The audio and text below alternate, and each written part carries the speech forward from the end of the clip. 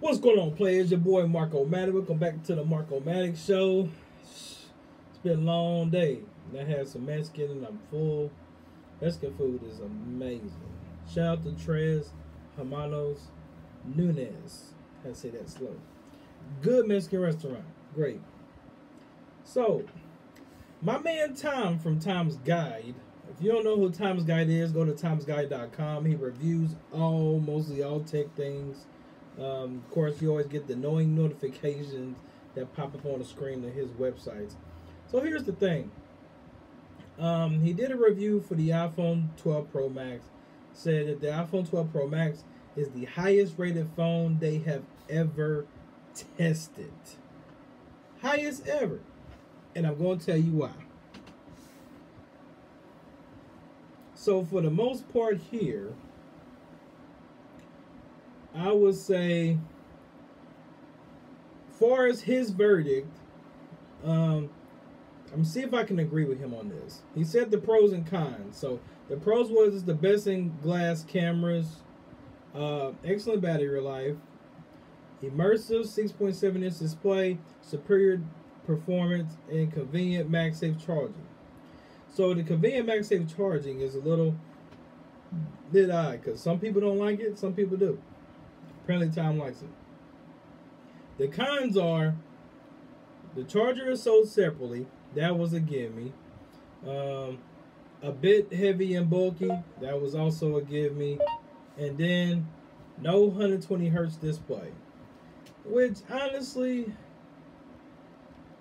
yeah, I can see where you're coming from. Because you know when people pay for a flagship phone, like you know, with like for example, you know, for the Note 20 Ultra 5G, it has 120 hertz refresh rate.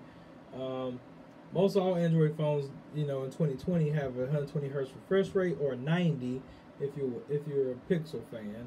So either way, it's higher than what the iPhones have. But they're hoping that you stick with the, you know, the iOS, which optimizes it to make it smoother either way. I feel like the reason why they didn't put 120 hertz on the iPhones this year is basically because of 5G everything this year. So every phone pretty much gone 5G, and 5G costs a lot of money. And if you put 120 hertz refresh rate on the iPhone this year, it would have drained the battery so bad to where people wouldn't even recommend buying it. So this was a good move for Apple as far as like keeping the long battery life, because even though the Note 20 Ultra has 120 hertz refresh rate, and most of them do, most of them can give you full HD resolution with 120 hertz. They have to go with full HD, which is 1080p, and you can do 120 hertz refresh rate on that. I mean, technically Apple could because they have it on their, you know, their iPads, but technically Apple has a reason for what they do. It might not make any sense to us, but it makes, you know, sense to them, I guess. It just don't make any sense, really. But of course, you know, if you're looking for the iPhone 12 Pro Max, there's some carriers that have some deals on. I know AT&T, my main carrier, got $700 off on the 12 Pro Max if you do a trade-in. It can be towards adding a new line or an upgrade. But let's go with the specs, of course. In my previous videos, we talked about the specs. You know, 6.7-inch. You know, which is a 2778 by 1284. It comes in 4 different colors: silver, graphite, Pacific blue, and gold. Of course, Pacific blue is going to be the most popular color because last year the 11 Pro Max had midnight green. Comes in 128, 256, and 512 gigabyte of storage. Of course, there's no external storage. I'm not going to bore you with all those specs. But basically, the iPhone 12 Pro Max is much more than just a big screen version of the iPhone 12 Pro. You know, despite its, you know, display, it lives up to its name in other ways. With an even more, you know, advanced camera than the 6.1-inch iPhone 12 Pro, and considerably longer battery life. The estimated video time is 20 hours, same as the iPhone 11 Pro Max last year. but 5G could drain that, but we'll see. Of course, you get the same A14 Bionic chip like all the other phones, 5G connectivity, but this phone, to get what you want, is pretty much the best of everything. It's all this worth pretty much an extra $100 over the regular Pro. I would say yes, but the fact based on some people's testing, including Tom God's testing, this is the best phone money can buy for those willing to pay a premium phone. The bigger question is whether this big screen is right for you.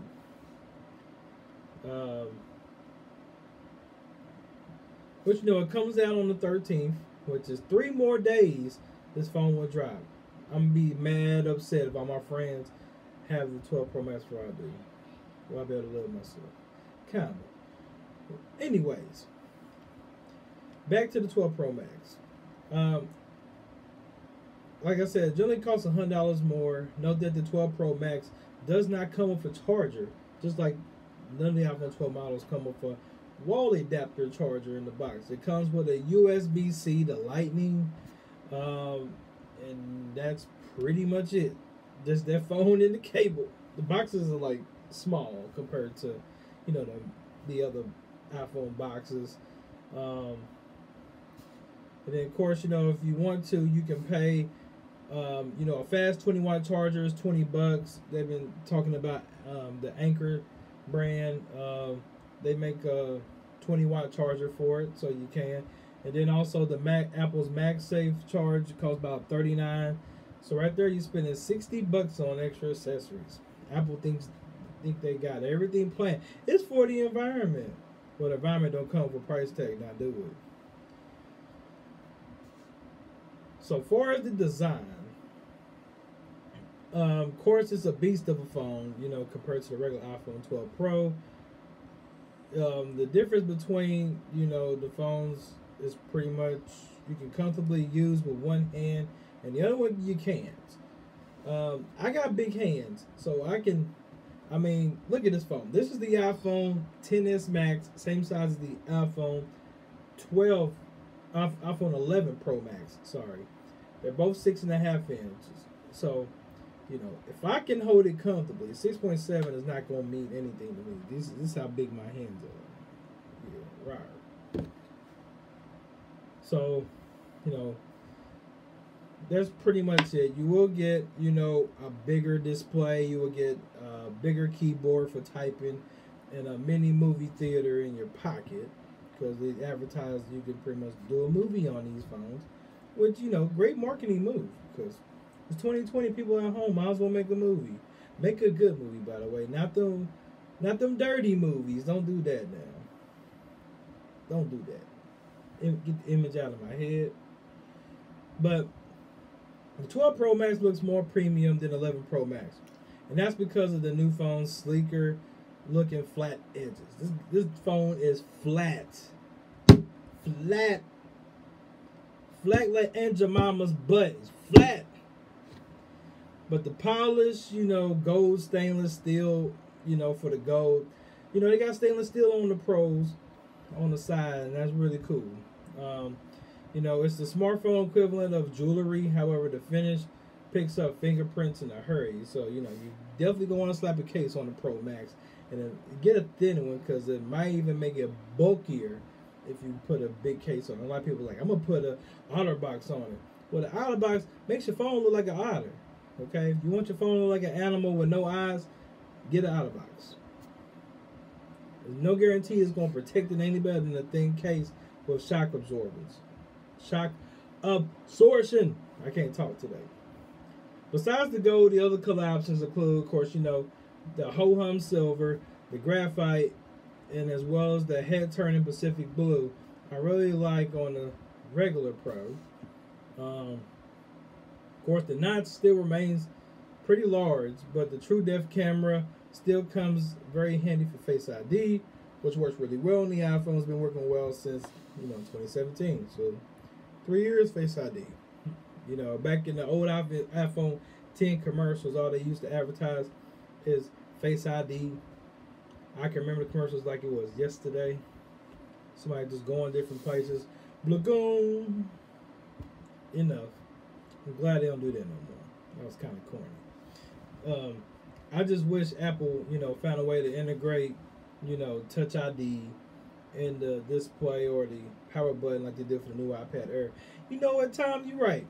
In some sorts, I really wish that they would do that, because it'd be super easy to put your finger, or even where the Apple logo is on the back, you can easily put a fingerprint sensor on the back of the phone.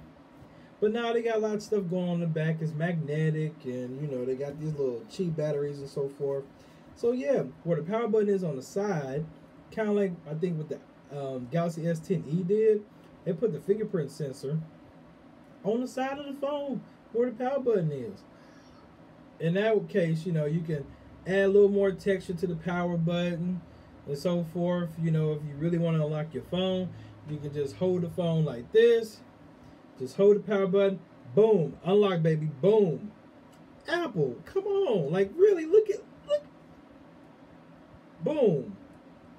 Like, this is not really going to work, but I'm just going to give you an idea of what it would look like if they ever would do it in the future. Here we go. Check this out. So, you open up your phone, and it's like you touch the button, crap. When I want a demo to work, it's like,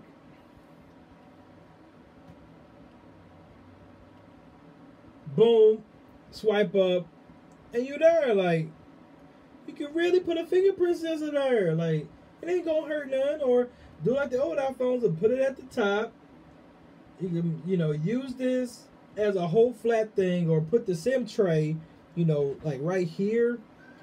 Make it nice and smooth. Still keep the volume on the left side. And the little, such and such is what I call it. Y'all know what I'm talking about. This phone is way too bright on it. There we go. Like, just easily take that, boom, silencer button, whatever you want to call it. They can easily put a fingerprint sensor on the top. Look at this. I mean, you can easily, come on. You got top of the line engineers for a reason. Let them find a way to put a fingerprint sensor on your phone. Even if they put it built into the screen like the Galaxies, that'd be cool. You just sit there and just voila. Just saying. It would help. I agree with him 100% now.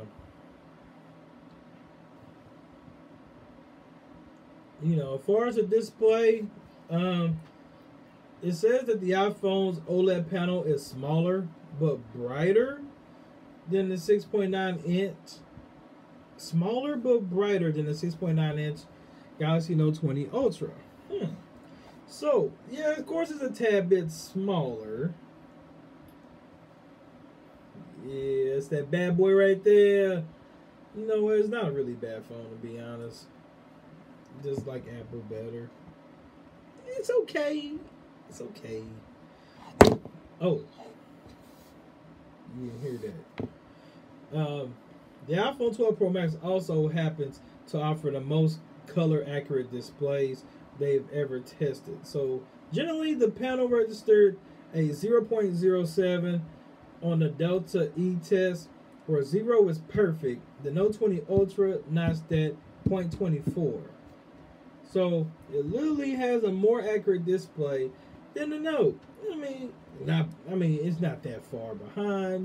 People, Samsung fans try to bash me like, still a great phone that has all these features. Yes, I like both of the phones. Okay, I have both. Okay, cut me some slickety slack. All right.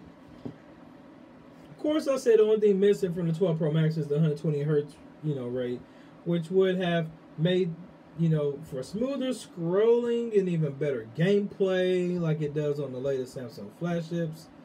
But we're hoping they put that in the iPhone 13, which I may do an early upgrade for. Tell my wife. She gonna cut my throat. Now on to the cameras. You know, it offers the best cameras on any phone, and that's saying something. You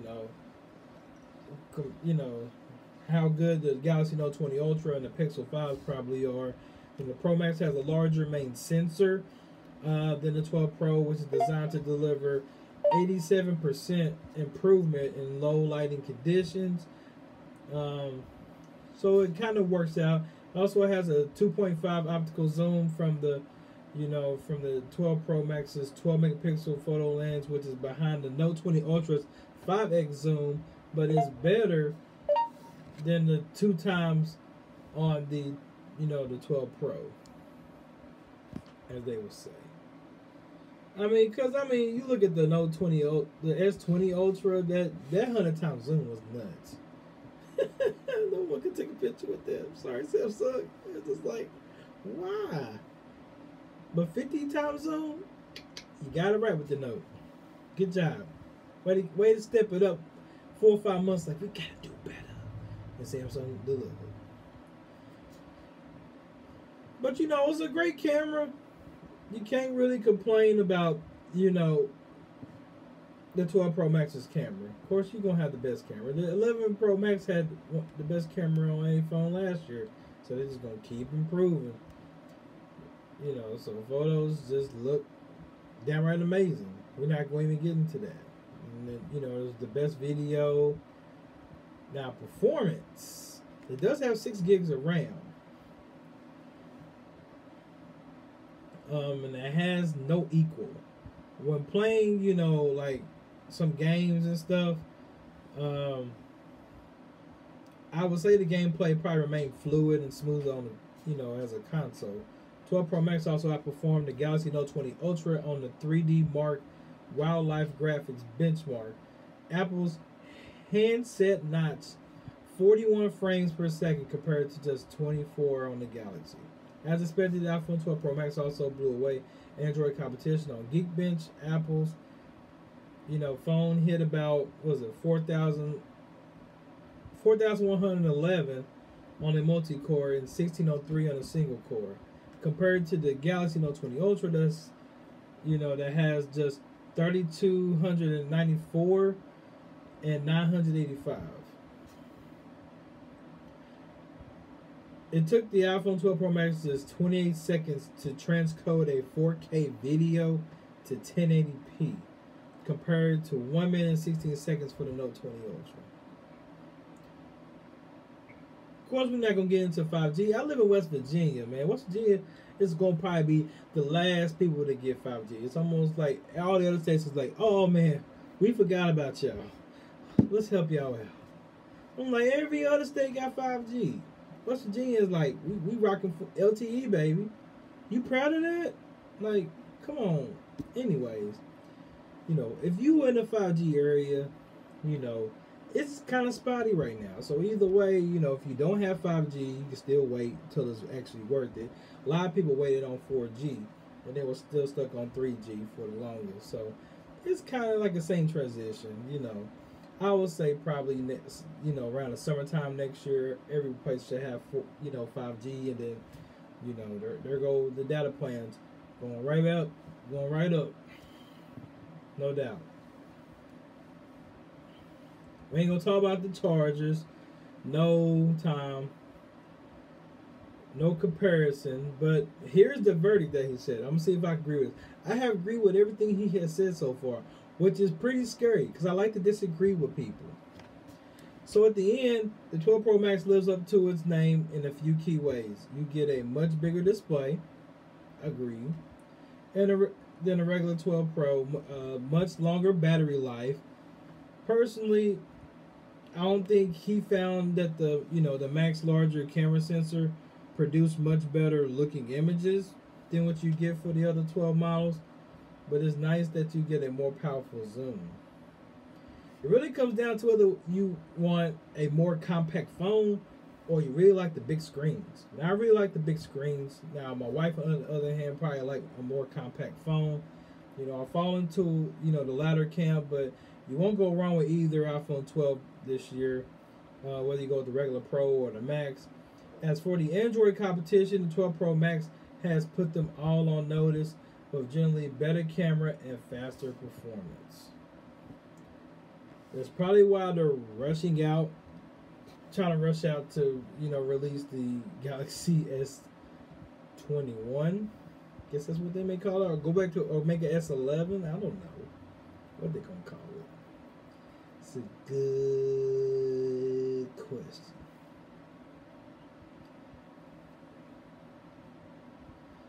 But we'll see. My wife still has the iPhone XR. It's still a good phone. My mama has it. My mother-in-law has one. I think my sister's rocking the 8 Plus. Yeah, she old. She late to the party. Everybody on the full screen, she still got the bezel at the top and bottom. I'm like, come on, Sheik. Come on, Sheik. My sister's name is Sheikah, so we call her Sheik. She needs to step a game up. I'm sure she will. Sure she will. But yeah, that's all I have for the video. Tell me what you think. Do you think the iPhone 12 Pro Max is worth it? To me, I say it is, but let me know what you think in the comments below. Thank you for watching the video. Thank you for Tom's Guide, for putting out such a great review. I'm one of them people, like, if I get a source, I'm going to, go right to the source. I'm not going to try to take credit for it. This is all Tom Guide's credit right here. He did the full review. I agree with him, and I want to share it with y'all. That's it. Thank you guys for tuning in. Catch you next time. Salute.